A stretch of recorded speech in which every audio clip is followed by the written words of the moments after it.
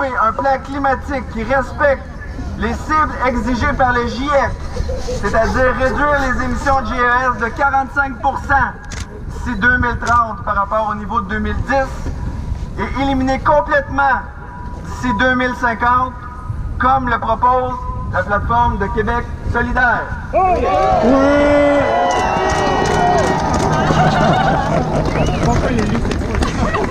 Nous devons changer drastiquement et immédiatement nos habitudes de vie, de consommation et de gestion environnementale si nous voulons éviter la catastrophe imminente.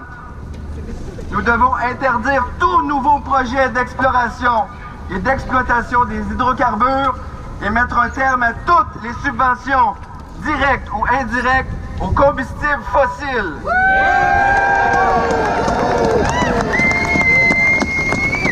Nous devons reconnaître que nous sommes collectivement responsables de l'environnement, que des solutions existent déjà et qu'il y a urgence de présenter un programme cohérent pour préserver notre planète et l'avenir de nos enfants. Et petits-enfants et arrière-petits-enfants. La 42e législation du Québec va entrer en fonction mardi et nous sommes réunis aujourd'hui pour envoyer un message fort au nouveau gouvernement de la CAQ, mais aussi au niveau fédéral et municipal. Monsieur Legault, notre planète n'est pas à vendre.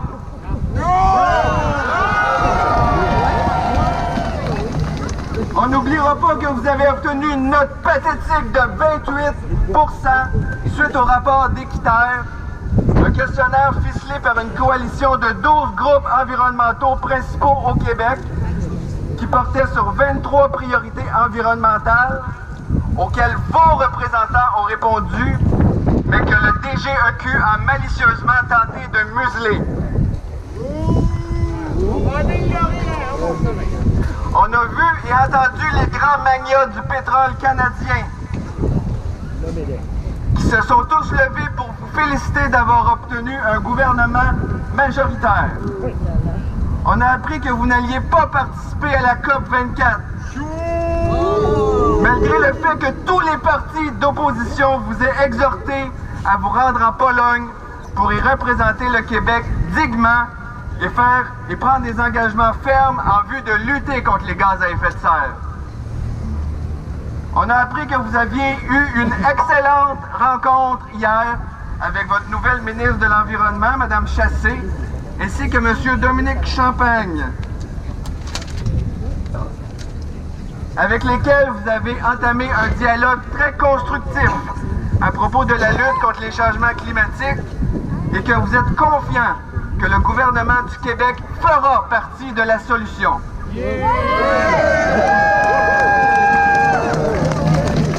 Ne nous décevez pas! Il y a plusieurs promesses électorales que vous n'êtes vraiment pas obligés de tenir, mais vous devez tenir celles en environnement et même les tripler si vous voulez que la population vous supporte autrement que par des manifestations.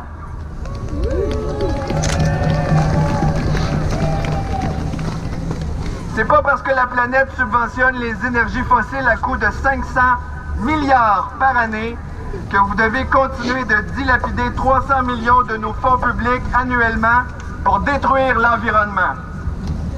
C'est pas parce que vos priorités sont économiques qu'on va vous laisser poursuivre dans la même veine que le gouvernement précédent. Monsieur Legault, faites mentir les sceptiques et offrez un programme cohérent pour préserver notre milieu de vie et la planète pour les générations futures. Monsieur Trudeau, maintenant.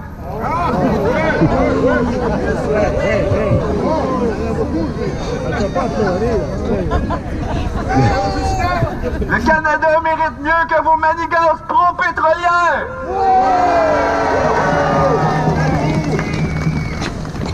Vous n'êtes absolument pas à la hauteur de vos promesses électorales, vous non plus.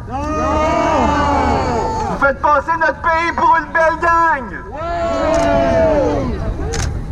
On a appris qu'une équipe de juristes québécois voulait poursuivre le Canada pour vous forcer à mettre en place des mesures ambitieuses de lutte contre les changements climatiques. Parce que votre plan est jugé insatisfaisant pour respecter les accords de Paris. Nous avons appris cette semaine qu'un tribunal américain vient de suspendre la construction du pipeline de sable bitumineux Keystone XL. Pourquoi vous vous entêtez à nous faire reculer? On n'oubliera jamais que vous avez acheté le pipeline américain de Kinder Morgan au coût de 5 milliards de nos fonds publics et que vous comptez y investir presque le double sans consulter la population. Nous ne permettrons pas que vous alliez de l'avant, ni même que vous entamiez une discussion avec les populations autochtones pour tenter de relancer l'exploration extra-côtière des hydrocarbures et le forage en Arctique. La sécurité ferroviaire. Nous n'acceptons pas que vous assouplissiez les règles sur la tarification du carbone pour les industries énergivores et climato-destructrices qui craignent de ne pas pouvoir affronter la concurrence internationale. Même si la planète vient d'atteindre un triste record de production de 100 millions de barils de pétrole par jour. Nous vous rappelons que l'enjeu climatique est planétaire. Nous vous avons à l'œil. Utilisez le milliard que vous donnez en subvention aux compagnies pétrolières annuellement pour financer à la place la transition vers des énergies renouvelables.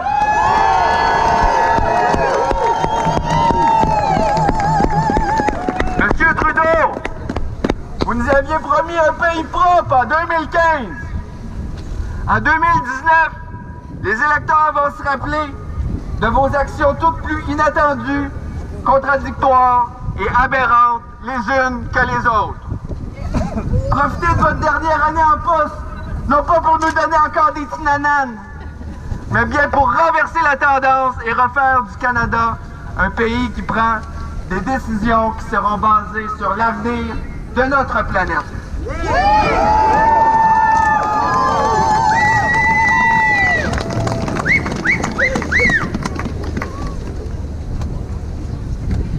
Monsieur Lucier, maintenant.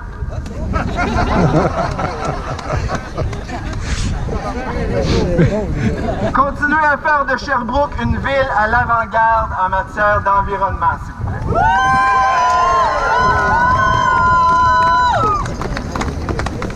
Vous avez été interpellé à la dernière séance du Conseil afin de vous rallier au mouvement pan-québécois qui demande aux municipalités du Québec de déclarer l'état d'urgence climatique.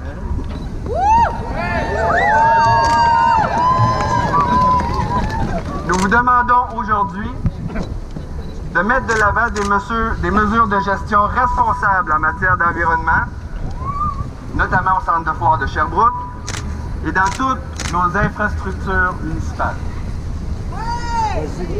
Nous souhaitons un appui sans équivoque de notre région pour motiver le nouveau gouvernement provincial à s'engager pour la planète. Merci de nous faire part de vos plans et de nous présenter des solutions concrètes à la crise qui nous pend au nez.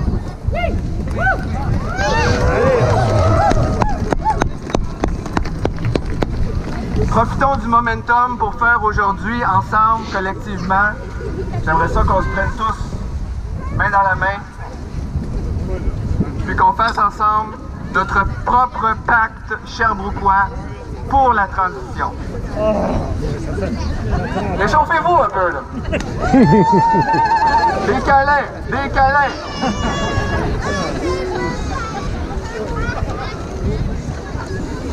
Aujourd'hui, Sherbrooke s'engage à passer de la parole aux actes.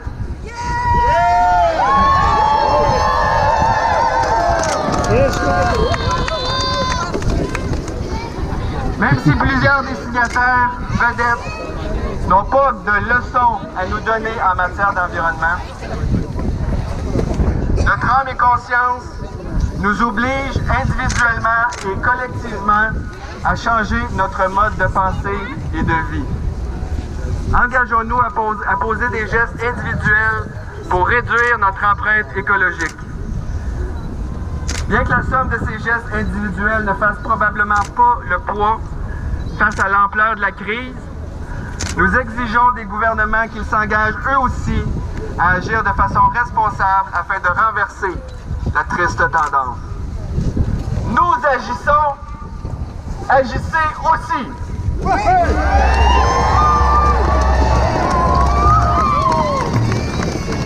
Nous exigeons des gouvernements qu'ils fassent leur juste part et demandons, entre autres, que toutes les décisions prises au niveau fédéral, provincial et municipal soient soumises à des analyses d'impact environnemental pour assurer le respect de nos engagements climatiques, dont l'accord de Paris sur le climat. Nous demandons du changement!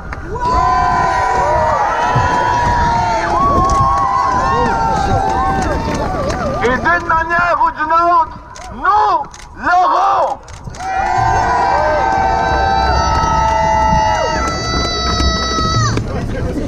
Merci encore de votre magnifique présence. On lâche rien! Donc je vais passer la parole à M. Lucien, maire de Sherbrooke. Merci, M. Merci. Quelques salutations enfin par commencer. Bien, merci beaucoup à vous de tous être ici, toutes et toutes. Merci beaucoup de me prendre un petit peu. Vous allez voir, je ne vous parlerai pas pendant plusieurs minutes. Merci beaucoup également, Mme Labrie, députée de Sherbrooke. Merci beaucoup d'être ici. Monsieur Dussault également, ministre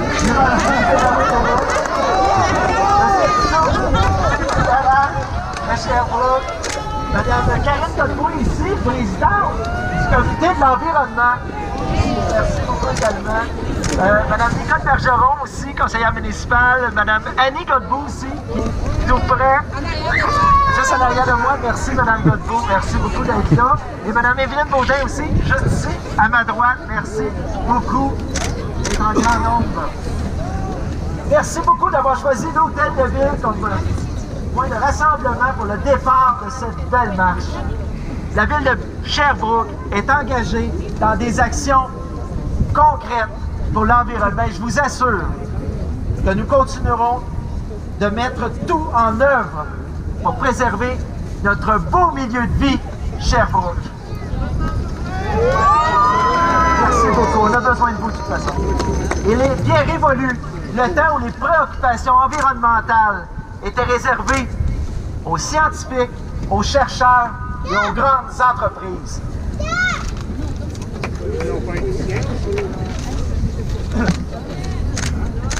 Aujourd'hui... C'est l'urgence!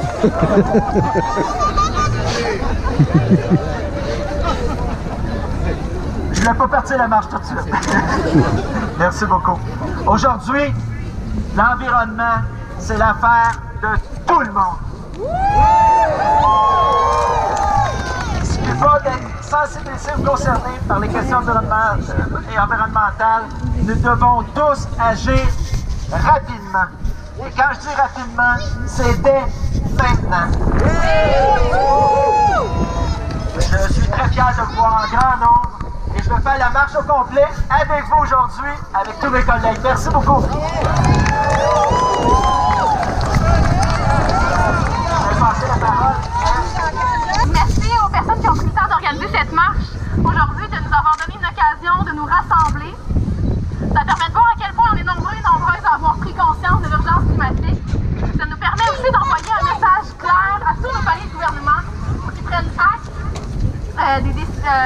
qu'ils doivent prendre des décisions pour limiter les impacts des changements climatiques et que les citoyens et les citoyennes se sont derrière eux et sont prêts à les appuyer. Je voulais prendre le temps de vous dire quelques mots aujourd'hui parce que je sens qu'il y a énormément de gens qui ont le goût de se mettre en action pour l'environnement. Depuis mon élection, j'ai reçu des dizaines de messages de personnes qui me demandent comment faire pour m'aider, qui ont le goût de participer à faire bouger les choses. Moi, mon mandat, c'est de faire bouger le gouvernement du Québec. C'est une grosse machine très difficile à faire bouger, surtout avec aux commandes un premier ministre qui pense qu'en élargissant les autoroutes, on lutte contre les changements climatiques. Mais comme on a tous les arguments derrière nous, et surtout à nos côtés toute la population, j'ai bon espoir qu'on y arrive.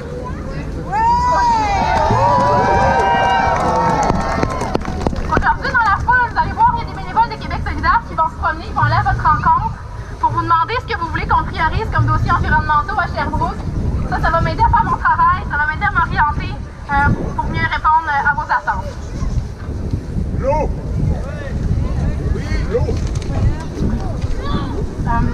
J'ai aussi le goût de vous dire aujourd'hui que vous n'avez pas besoin d'attendre que le gouvernement prenne le leadership de la transition économique pour agir, parce que le gouvernement n'a pas le monopole du leadership pour la transition. Vous pouvez déjà agir à plusieurs niveaux et pas seulement en posant des gestes individuels, comme vous le faites déjà tous, j'en suis certaine. Donc, je vous invite à faire un pas de plus que les gestes individuels, en étant aussi un vecteur de changement, non seulement pour votre famille, mais dans votre milieu. C'est important parce que quand on parle de transition économique au gouvernement, ils se servent souvent de l'économie des entreprises privées pour justifier leur position assez modérée.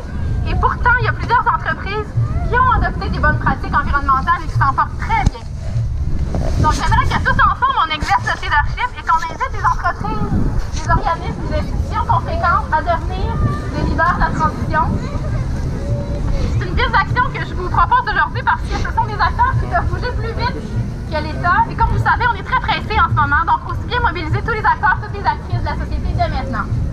Entrons en contact avec les commerces qu'on fréquente pour les inviter à poser des actions concrètes, améliorer leurs pratiques sans attendre que l'imposition de nouvelles règles vienne d'en haut. Ça peut être de demander à des restaurateurs d'utiliser des contenants compostables, de demander à l'épicerie de proposer plus de produits locaux, d'inviter la garderie à réduire le nombre de repas avec de la viande.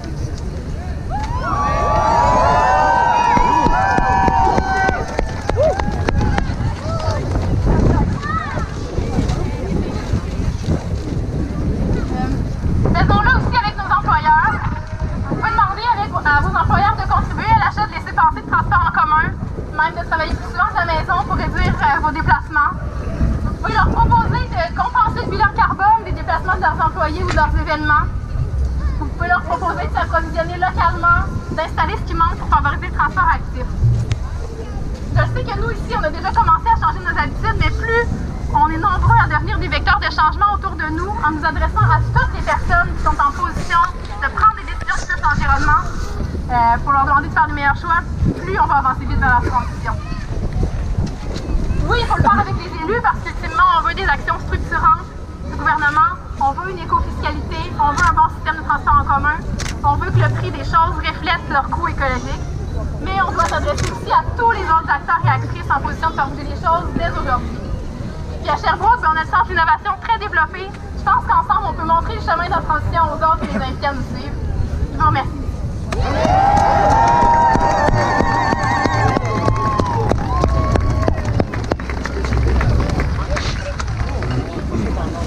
Bonjour tout le monde, ça va bien? Je suis Pierre-Luc Dussault, votre député fédéral ici à Sherbrooke, et j'ai entendu votre message aujourd'hui. En si grand nombre, vous êtes rassemblés pour l'environnement. Et il y a des milliers d'autres Québécois comme vous qui sont aussi rassemblés aujourd'hui pour envoyer un message clair aux élus et au gouvernement du Québec et du Canada. Et je peux vous assurer que si le message n'a pas été entendu par M. Trudeau, vous pouvez compter sur moi pour s'assurer qu'il entende le message à la Chambre des communes, encore aujourd'hui, malheureusement, se rassembler pour envoyer ce message-là aux élus, au gouvernement, pour qu'ils arrêtent de subventionner les compagnies pétrolières, pour qu'ils arrêtent de l'expansion des sables bitumineux et de leur exploitation pour faire une véritable transition énergétique. Ça sera également un message clair pour dire au gouvernement que le 5 milliards qu'il a investi de notre argent, de votre argent, dans la compagnie Kinder Morgan pour le pipeline Trans Mountain est une très mauvaise décision, sinon la pire de l'histoire de notre pays. Et en plus, pour faire l'expansion, pour tripler l'exploitation des sables bitumineux qui va transporter dans ce pipeline, il prévoit investir jusqu'à 12 milliards supplémentaires pour ce projet. Et c'est important donc que vous soyez ici pour envoyer ce message-là. Comptez sur moi pour l'envoyer à Ottawa. Et j'espère pouvoir compter sur vous également pour que ce message-là se rende jusqu'à l'élection de 2019. Merci tout le monde, merci d'être là. Nous sommes tous frères et sœurs ici sur Terre. Tous nos gestes, aussi banals sont-ils, ont des conséquences sur la vie des autres. Que les autres soient jeunes, moins jeunes, vieux, très vieux, qu'ils soient blancs, jaunes, noirs, gris, catholiques, protestants, musulmans, juifs, communistes ou socialistes même. Tous ces gens sentiront les effets plus ou moins grands, et ce tout au long de leur vie, de vos décisions. Car vos décisions ont des conséquences à chaque jour. Mais ici, à Sherbrooke, il y a des gestes qu'on doit poser immédiatement. Et ça, peut-être que moderniser les transports urbains afin de les amener à la hauteur du 21e siècle. Une flotte totalement électrique. Et si on veut parler de développement du centre-ville, ben qu'on ait premièrement des horaires qui soient adéquats pour le nightlife. Le nightlife, c'est un apport important ici au centre-ville quand même. Les parcs industriels en périphérie. Les parcs industriels en périphérie, il n'y a même pas de circuit pour les travailleurs de nuit ou le matin tôt. C'est inacceptable si on veut développer l'économie ici. Maintenant, le développement immobilier, exclusivement réservé à 3 ou 4 amis des amis riches. Écoutez-moi bien ici, là. Il y en a qui méritent d'écouter, là. Mais il serait peut-être temps d'y inclure des règles environnementales et des règles aussi pour les familles à faible revenu. C'est pas juste des logements à 1200 et 1500 $ par mois qu'on a besoin d'un développement immobilier. C'est des logements abordables pour tout le monde. Et puis ça, quand on fait de la place aux gens à faible revenu, ça veut dire qu'on fait du développement environnemental, ça aussi, parce qu'en environnement, il y a l'être humain. Et maintenant, la qualité de l'eau potable. Sherbrooke est une des seules municipalités au Québec qui ne fait aucun test sur sa nappe phréatique. Le réseau aqueduc, c'est bien beau, on entend des choses, tout est beau, parfait. Mais on n'a aucun test de nappe phréatique qui est fait ici. C'est une aberration épouvantable quand on pense qu'avec les nouveaux arrondissements, il y a encore beaucoup de gens, beaucoup plus de gens qu'on pense, qui s'abreuvent avec cette eau-là. On refuse pour 20 000 $ de faire des tests de nappe phréatique. Oui. OK, les gens se posent plus de questions, je suis qui, moi? OK. Il y en a qui me connaissent déjà. Jean Rousseau, membre du Parti vert du Canada.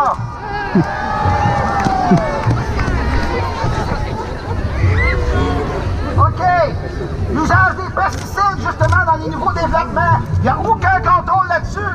Parce que les propriétaires et les locataires de ces luxueux condos et tout ça, eux autres, ce qu'ils veulent, c'est de l'herbe verte immédiatement. Ils étendent les pesticides, ils s'en calissent des règlements. C'est inacceptable! Maintenant, les sacs de plastique à usage unique. Les fameux sacs d'épicerie, l'emballage à outrance, que ce soit au niveau commercial et même industriel, c'est une aberration qu'il n'y ait pas une interdiction immédiate des sacs à usage unique sur le territoire de Sherbrooke.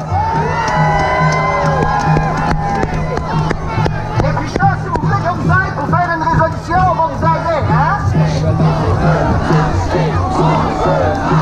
OK, dernière chose.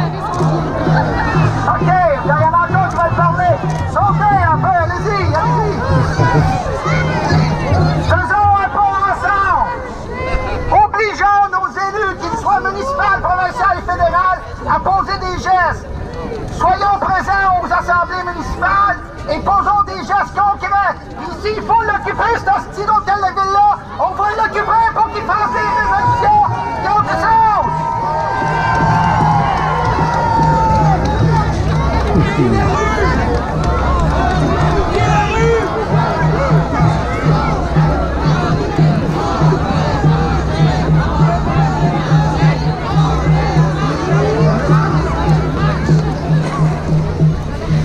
OK. On a bien compris votre message, c'est sûr qu'il fait froid. Je vais juste quand même laisser la parole rapidement à ceux qui doivent s'adresser à nous. Une minute. Allez,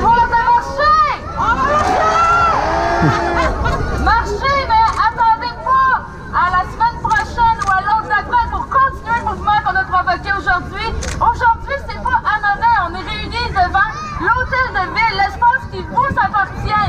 Il faut que vous veniez. C'est pas normal qu'on puisse passer une séance du conseil sans qu'il y ait des citoyens qui viennent nous casser les oreilles avec l'environnement. C'est votre responsabilité. On vous attend à toutes les séances du conseil municipal, le premier, le troisième lundi du mois. Alors après la marche d'aujourd'hui, on espère que vous allez tous être là pour venir nous dire pourquoi vous vous êtes sortis chez vous d'aujourd'hui, venir vous geler les orteils devant l'hôtel de ville.